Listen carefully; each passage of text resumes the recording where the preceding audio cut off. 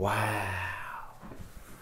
What's up, everybody? Good morning. Welcome to a Tuesday edition of Morning Scone, presented by Boudreaux's Bloody Mary Mix, Margarita Mix, Boudreaux'sMix.com. As always, y'all do me a solid if you would be so kind and share the page, hit the like button, all that good stuff is very, very helpful. So LSU and Saints both back on the practice field yesterday. Drew is here, so should be a good morning, man. A lot to talk about after yesterday, including some interesting things players said from LSU, player interviews. Peekaboo. You stop. Oh, we're off to a rip-roaring start now, Drew. Oh, before I could even start, you're grabbing that phone. Hang on, y'all. My apologies. I got a co-host that likes to make things difficult over here. Okay. All right, let's not grab it again, okay? It's so funny, isn't it, right? You're hijacking my show. All right, Cole, good morning. Will, good morning. Kyle Peters, good morning. If y'all got questions right off the jump, y'all fire away. We'll get into some good stuff here. Gary, good morning. No, stop. Okay. Trivia, good morning. Bobby Otten, good morning. No, you stop. Jeez. I wish I could see, like, it's like he's deking me. Like, he walks to the door, he turns around, runs back and grabs it and just runs away. He waits for me to react and then runs away. James Dean, good morning. Rusty Gomez, good morning. Robbie Compton, good morning. Stop it. Don't you do it. Don't you do it. Don't you do it. Stop. Oh, kid, you are just killing me. Jesus. Drew. Drew, let's start locking you out the room again. Let's start locking you out. I am. Okay. All right. Okay, thank you. It's enough now. You can go watch Big Block. Go watch Big Block. Oh, it's all crooked. It's going to annoy me. Sorry, y'all. This is why y'all watch, though, right? To watch me fidget with a camera. Okay, so right out the shoot, real quick, right out the shoot. Today, high noon. Me, Ryan Terrio, Riot Podcast. So mark this down, okay? This is every Tuesday. Tuesday at noon. We're going to record the Riot Podcast. Terrio and I have done radio together for 5 years on Fridays. And it's sort of expanded, right? So it started as started as a segment. Then was like during baseball season. And then it was like 2 segments. And then it became the hour. And now it's 2 hours. And, it's been popular. We've certainly got a foothold where we have an audience that people enjoy. And so said, hey man, instead of waiting all the way till next Friday, let's see if we could do something on a podcast. So we're going to record. Our idea is we're going to record it on Tuesdays at noon. We will stream it on Facebook Live. So we'll take your interaction like we do for Ask Ryan on Fridays. The big difference, though, is that we're going to do it on location. And we're going to invite you to come, if you can, come watch us record it live and participate. So we'll take audience, we'll have an audience mic and let the audience ask questions and interact. So we welcome you. We'll be at Pluckers on Nicholson today. We'll start at noon. So if you can't be there at Pluckers on Nicholson, no. Stop. If you can't be there at Jesus. If you can't be there at Pluckers on Nicholson at noon, make sure I got it framed right. If you can't be there today at Pluckers on Nicholson at noon, you can watch us on Facebook Live, or you can wait until the audio is posted. So the podcast will be the same places that all of our show podcasts are, 1045ESPN.com, on the app, and all that stuff. Okay. Hey, Shelly, good morning. What's up, man? Sam, good morning. Devin, good morning. Mario Collada, good morning. Tyler Coleman, Craig Sanamaw, Kenny Carr, Drew from Dutchtown. Drew from Dutchtown would probably, let me say none. Tyler Coleman, I've been scrolling through Miami forums. They think they're going to put up 40 points on us. I don't see that happening with our defense. That's interesting, Tyler. So, I take this from Facebook every day, and I post it on my YouTube page. And so I guess it's gotten some play with Miami folks, because I've said I think LSU wins. So the interesting thing about Miami is they had 6 guys drafted last year off that team, 3 on their defensive line, and also a tight end, a wide receiver, and a running back. So they anyway. Oh, the reason I mention that is because I've had some people in Miami say, I enjoy the show, but your information on Miami is dead wrong. No, I watched Miami a bunch last year, in part because every year I pick a sleeper. 2 years ago it was Washington. They made the playoff. Last year my sleeper was Miami. My college football playoff sleeper was Miami, and they were undefeated until they lost to Pitt in the last playing date. So I watched them a lot. This year, by the way, it's West Virginia. But Miami did 2 things. They created a ton of turnovers. Everybody knows that because of the turnover chain thing. They created a ton of turnovers, and they had inconsistent play from Malik Rozier, but when he was good, he was really good.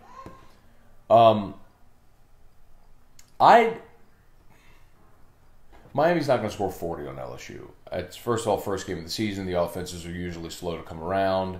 Plus, I do think LSU in their defensive front 7 is too good to give up 40 to anybody this year. Could Miami win the game? Absolutely.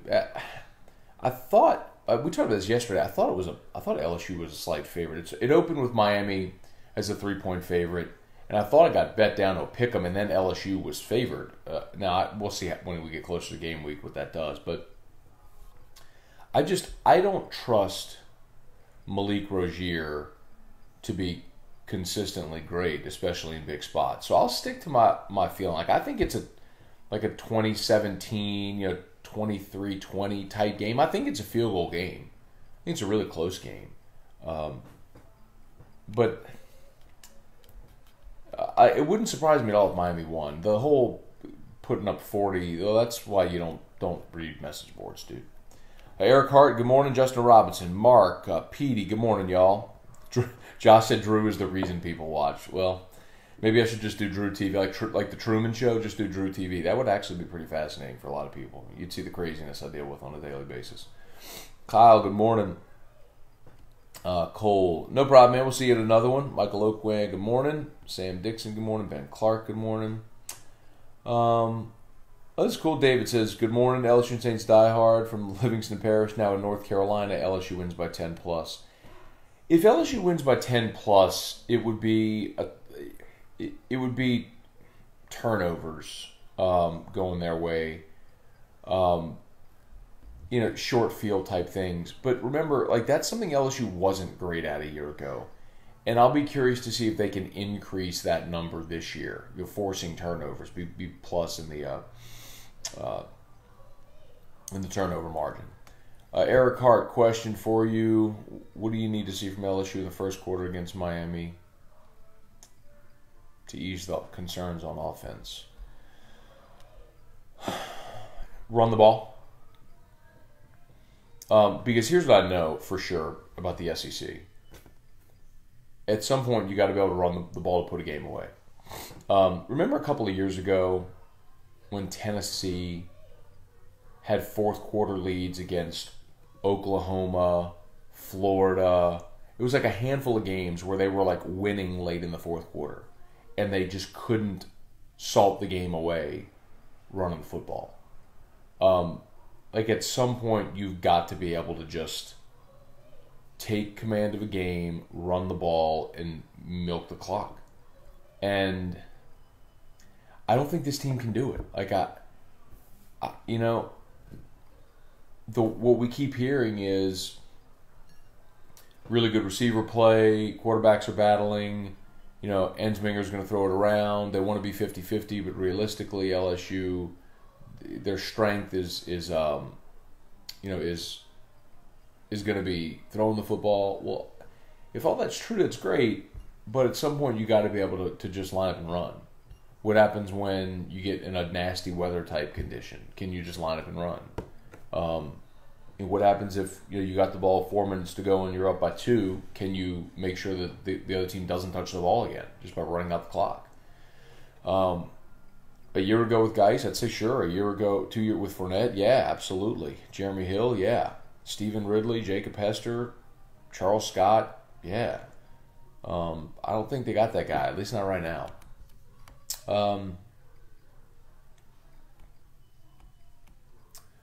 Let's see.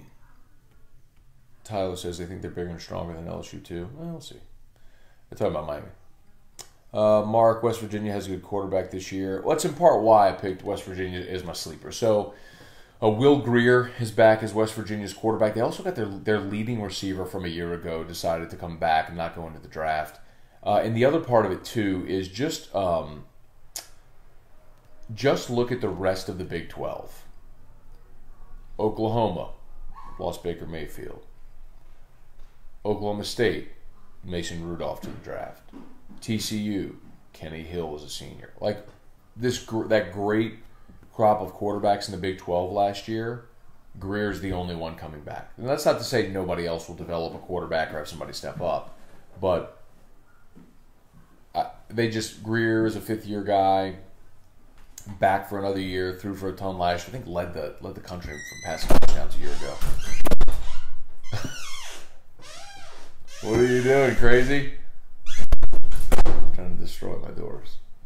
I'll have to get up in a minute and open those when he fusses, by the way. Anyway, so yes, I like West Virginia a lot, in part because of what they have coming back and in part because of what the Big 12 loses. It just feels like there's an open door. Now, that doesn't necessarily mean that the Big 12 champ is going to get into the playoff. Remember last year, 2 conference champs got left out. The Big 10 and the Pac-12 champs both got left out. So, because you had 2 teams from the SEC make it with Bama and Georgia, of course. But because Bama just gets in even though they don't play in a conference championship game, which is annoying. But whatevs. All right, Mark. The old shrimp captain ain't going to announce LSU starting quarterback till Labor Day Eve.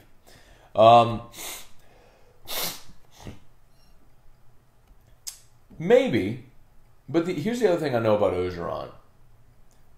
He is almost honest to a fault. The Nick Brissett comment is evidence of that. He's a good quarterback.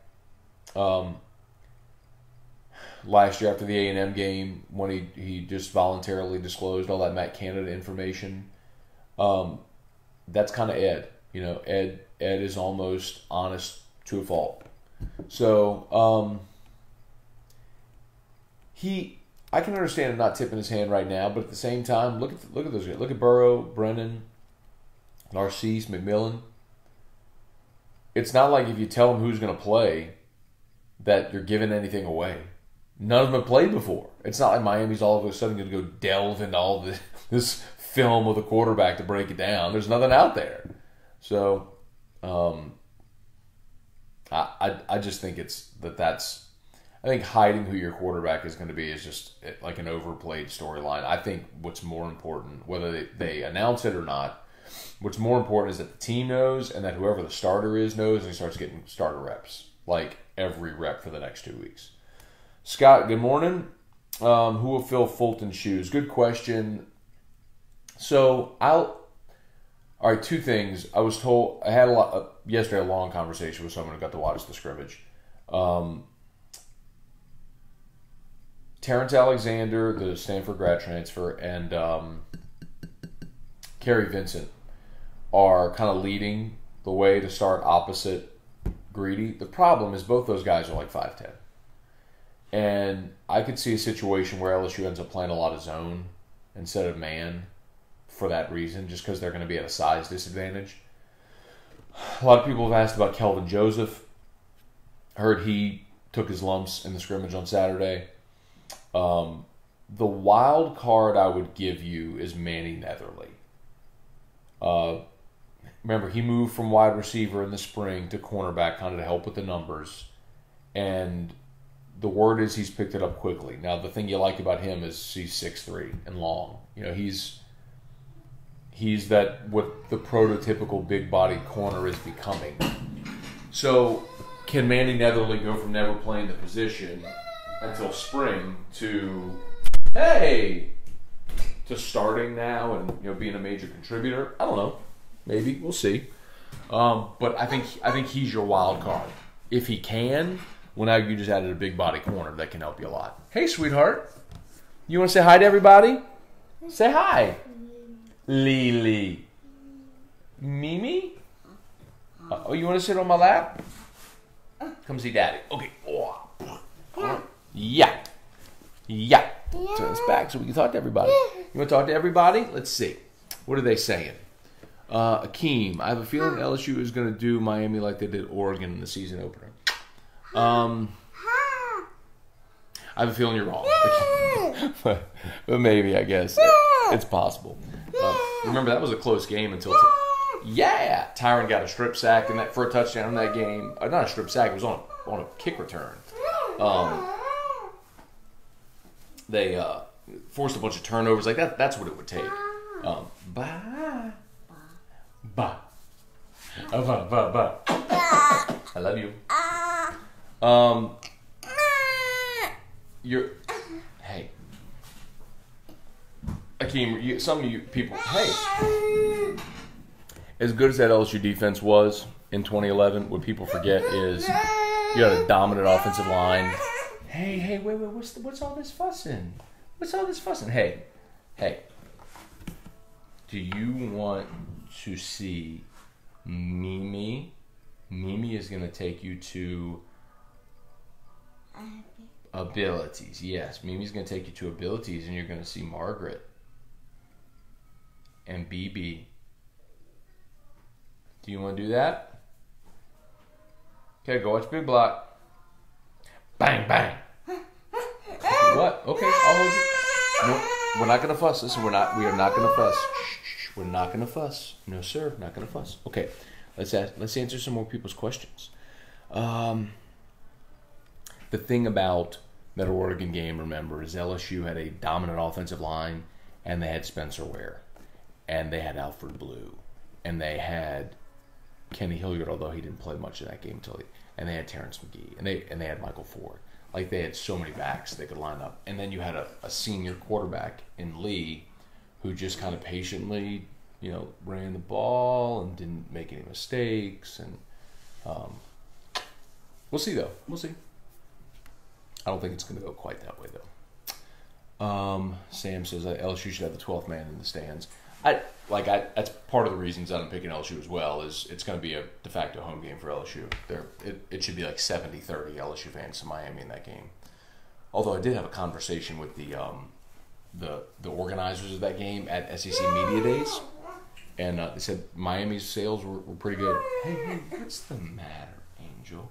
Daddy's got to do his show, okay? Can you give me 10 more minutes? 10 more minutes. Why are you crawling on me like a spider monkey? Okay. You can be sweet. You can be sweet.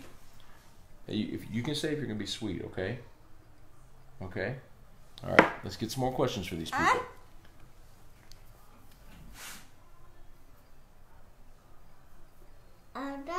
Ada? Okay. What do you want? Hey, listen to me. You're not just gonna fall over. Okay. We got to talk to these people. So, do you want to sit on my lap and be sweet and be patient, or do you want to get down and go watch Mickey or Big Block? Okay. Mimi. You'll see Mimi in a little bit. Okay. Mark, where's the Jaleel Okafor Pels jersey? Mark, I don't wear jersey, dog. But I do like the Okafor pickup. What do you got to lose, man? Okay.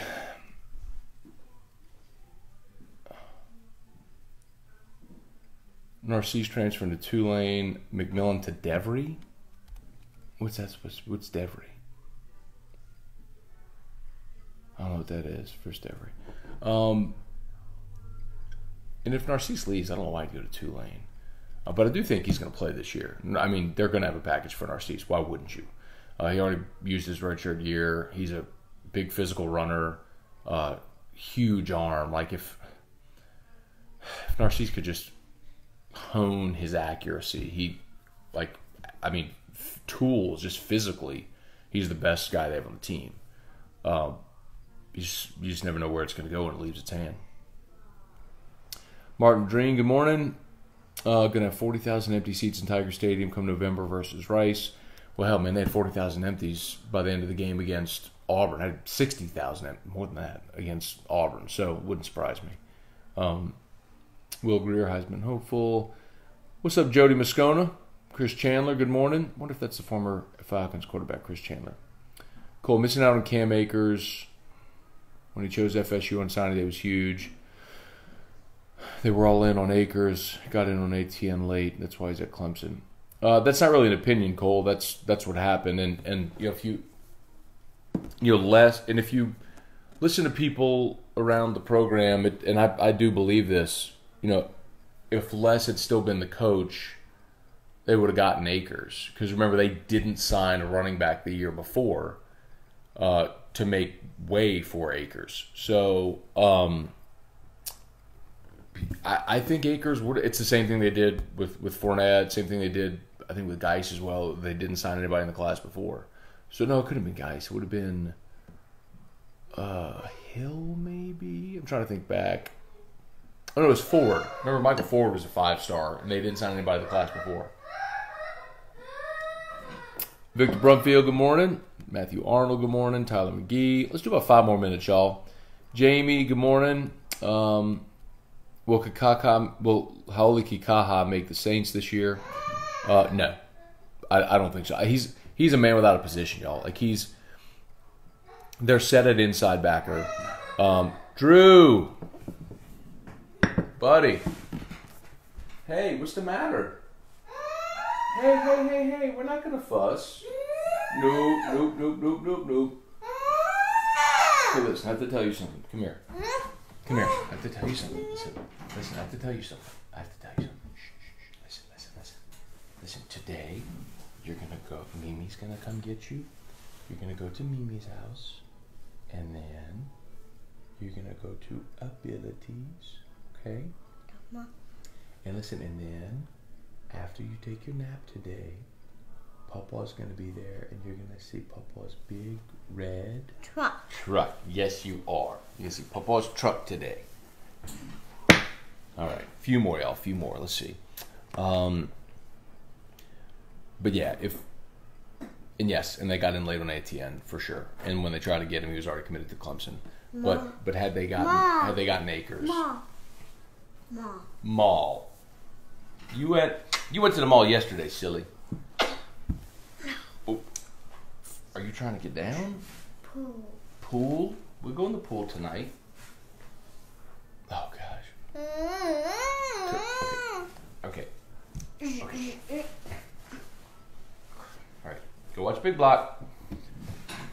It's wearing me out this morning, y'all. Kurt, what's our offensive line depth and linebacker situation?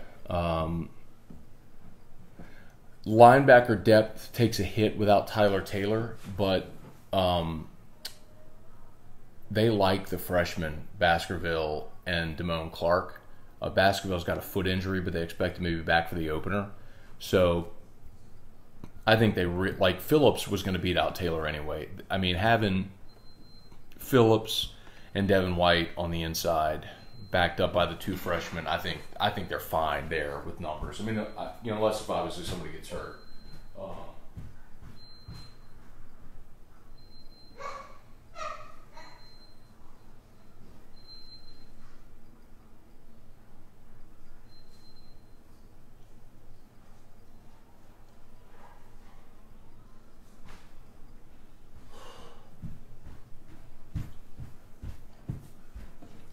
Sorry, y'all. He's been a handful this morning. So and then offensive line. Kirk, you're starting to see why offensive line is a potential problem, right? So Ed Ingram goes out, and you've seen the domino effect, and they really struggled. They're so, what are you doing?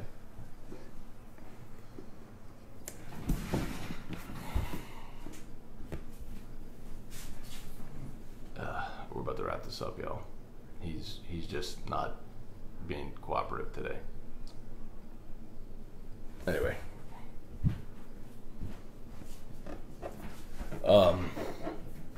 So offensive line, when you start going behind that first group without Ingram, man, you look at Badara Traore, who honestly was really disappointing this spring, the JUCO transfer. Chasen Hines at left guard. I guess the freshman Cole Smith would be your backup center, true freshman. Donovan Campbell would be your backup right guard. And then either Deculus or McGee, whoever doesn't win the starting job at right tackle, would be your backup. I guess my point is, y'all, the second group is you got no experience there. I like the first five if Ingram comes back. That first five with Ed Ingram. Ingram and Lewis as your guards, Brumfield as your center, and then Sadiq Charles at left, and then whoever wins right. I think that first five is pretty good. Now, you can't have any injuries, but that first five I think is pretty good. The depth is the problem. All right, a couple more. Eric, have you ever tried Rebecca Creek whiskey? Yeah, like it. It's good.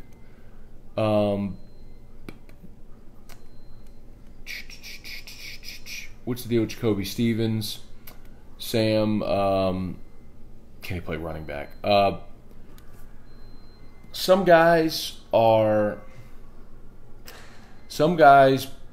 learn this throughout the years. Some guys physically are really, really gifted, and they play against lesser competition in high school, and they dominate, and they step up their competition, and they don't elevate. And I think that's what's happened with Jacoby Stevens. Remember Chris Davenport, who was a 5-star defensive lineman, never cracked the rotation, ended up finishing his career on the offensive line. Al Woods was similar.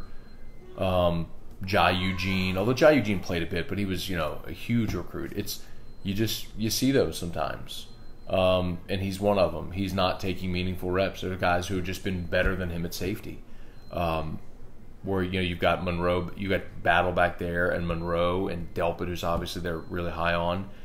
Todd Harris, who they love. I mean, they just signed Kelvin Joseph. We'll see if he sticks at corner or goes back to safety. Point is, they've got dudes, and he's not one of them. So that's disappointing. Hang on.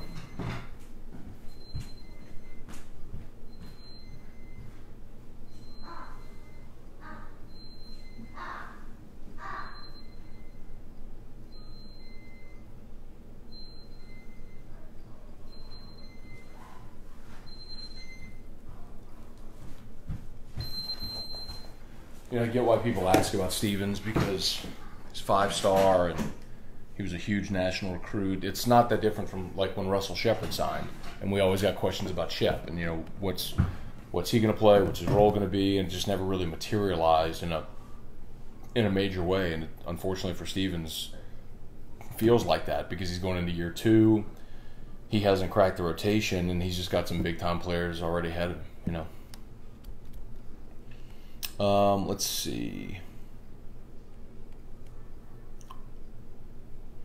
It's not. Look.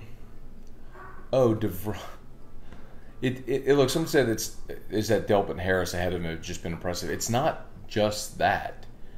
It's that Stevens isn't. Like, he's just not.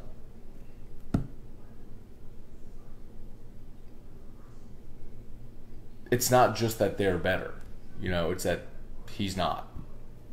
He's not been so far. All right, Jonathan Faroux, good morning. Jared Wells. Lloyd Prophet, Kate Adams, good morning. Jason Hatcher, good morning. Rusty Gomez, Eric Monroe's role. I think he's going to work into the rotation. I mean, you just Battle's a senior and obviously a veteran presence, and Delpit, was the best they had last year and started. But Monroe, when he played, was really good. Monroe was really good in the spring, and I think you can form a rotation, especially if you go to a 3 safety look, which times the Saints did last year. Remember, the LSU worked with the Saints coaches this offseason. I think just offensively, you're going to see a lot of the elements that look like the Saints offense. But defensively, you might see 3 safety looks as well with Monroe on the field, especially when you're thin at cornerback. Put back their safeties that can cover. Steven, good morning. Thank you, Tyler. Tyler's a guy who couldn't have given that boy a better parent. You're great with him. Thank you, Tyler. I appreciate it. He's our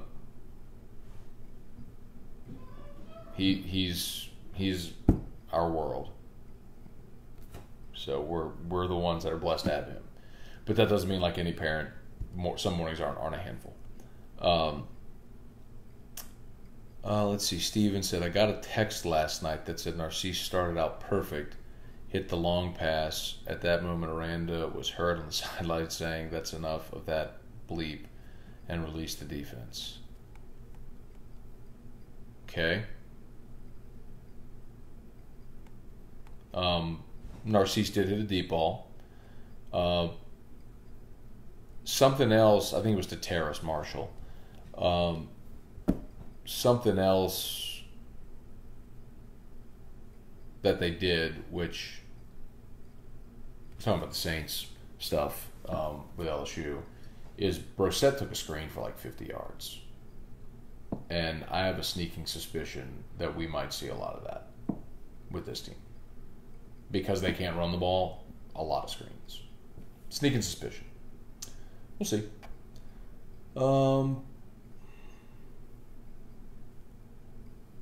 Cole says, all the more way we keep that guard from Southern live in this. Talking about Cardell Thomas. They better. I need him. Prime example of Brennan dominating lower class in private school, Mississippi and high school. That was more the offense too, Stephen. But remember, Miles Brennan went to the opening and like the 11 QB, whatever they call that thing, and dominated that. Brennan can play. Brennan's problem is he's just skinny. They like Brennan's accuracy. He's got a good arm. He's got good poise. Brennan's got all that stuff. And I do believe that, but had they not gone and gotten Joe Burrow, that Brennan would be starting this year. He just physically needs time to develop. So, and I prefer that. But my point a year ago was you weren't winning anything of consequence with Danny Etling. So play the kid, let him take his lumps, but come along and see what you got. But if you can wait till a kid gets third year before you have to run him out there, you're just going to be better. You're going to be physically better. Mentally, you're going to be more mature. That's ideal. Let's see. Kirk says, thanks, Matt. We'll be on eggshells this year, I guess. It just depends what your expectation is. I think LSU is a 7-5 team. It's just if they played like if they had Vanderbilt instead of Georgia, well, that's another win. If they were playing BYU this year instead of Miami, well, that's another win. It's kind of why you look at last year's team and you see 9 wins and you go, oh, it's a good first year for Ogeron, but look who they beat. I mean, I've said this, but I'll say it again. Like, they had 2 wins last year. 2 against teams that finished with a winning record. One was Auburn, and that was a miracle, and the other was A&M, which fired its coach. Those were your only wins last year against teams with a winning record. I mean, Arkansas fired their coach. Tennessee fired their coach. And BYU was horrible They might have been the worst team in the FBS last year. Ole Miss had an interim coach who's now the head coach, but either way. Anyway. So that's why I keep saying, like, I know people want to focus on the number, how many wins, but for me, it's not that. It's not the number. It's how does it look, and who do you beat? So, if you lose by 30 again to Mississippi State, that's a problem. If you beat Bama or Georgia, it's really good. All right. TJ, who will be the best player on the LSU team this year? My opinion is Devin White. Good morning, Matt. We love to be on your show. Thanks, TJ. Appreciate that. Devin White and Greedy are going to be the 2 highest drafted players. If you want a wild card, like projecting to the future, I really truly believe Sadiq Charles is going to be an elite left tackle if he stays healthy.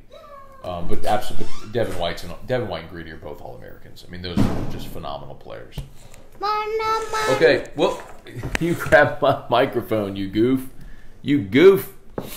All right, about to get out of here, y'all. Sam says pumped about the 4-game redshirt rule. I agree. I think that's going to be very helpful for a guy like Brennan. Let's see. 7 wins would be a good season. I don't know if it'd be a good season, Tony, but I want to see who those 7 are against. Are you destroying my papers again? Which one is that? Oh, just blank paper. It's my fault for leaving it out. Anyway. All right, y'all. Kate, isn't that the problem with Coach O? We're point of lowering expectations where 8 wins is a pleasant surprise. Yes, that is a problem. Generally with the program, yes. But maybe they jump up and surprise me and have a really good year. But we'll see. Okay, we're going to wrap this up. We're wrapping this up, and we're going to go get dressed. You're going to go to Mimi's. Boudreaux's, y'all do us a solid. Bloody Mary mix, margarita mix. On this page here, you'll see Boudreaux's, the link for that. Do us a solid. Give them a follow. BoudreauxMix.com if you want to check out the website. If they don't have it where you shop, ask them to carry it. Or you shop it online. BoudreauxMix.com, BoudreauxMix.com. Just shake, pour, and drink. Drew. All right, y'all. Have a great day. See you tomorrow. Come watch me and Terry today at noon at Pluckers. Riot Podcast. Pluckers. Nichols and Pluckers. Noon. See y'all there.